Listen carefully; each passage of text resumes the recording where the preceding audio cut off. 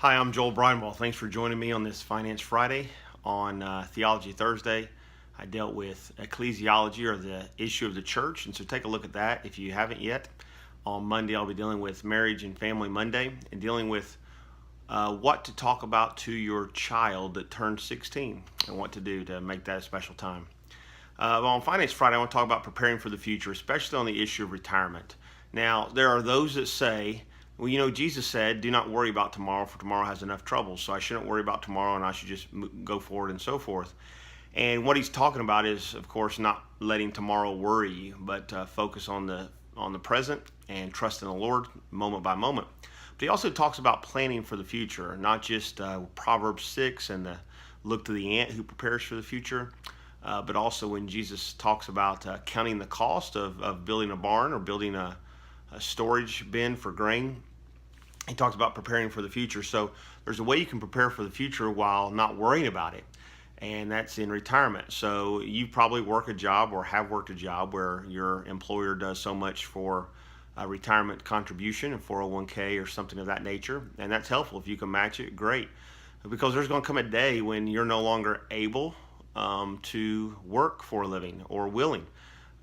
You can reach a certain age. You may say, well, I'm going to depend on Social Security, and of course that doesn't provide enough for people with living expenses today.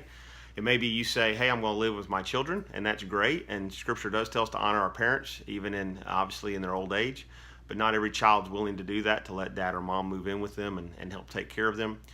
So you need to think about, okay, at what age might I want to begin stepping back? May not have the energy or effort. I think most people ought to be working into their 70s today because they have the ability to. They have the ability and the energy level to work. I think Social Security ought to be raised, but that's a whole other issue in terms of age. That's a whole other issue to deal with. But the question is, a lot of people today live well into their 80s, sometimes upper 80s and into 90s, but you're probably not going to work for a living that long. You might work into your 70s, maybe close to 80. You need to ask yourself, what am I going to do to depend on a livelihood from there on? That's why retirement's important.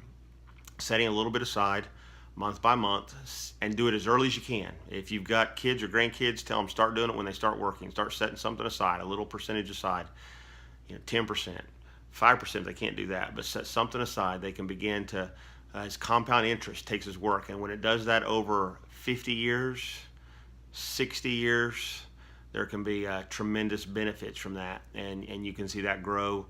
Depending on what you invested, you can see that grow into nowadays, and 50 years from now, you can be talking about a few $1,000,000. So do that so you can be prepared for those harder days of life that come our way, and know that God's giving you the wisdom to prepare, and then it's also easier not to worry about the future because you know you've planned for it. So in light of that, keep trusting Jesus, make plans for the future, and be faithful in all things. God bless you. I'll see you again soon.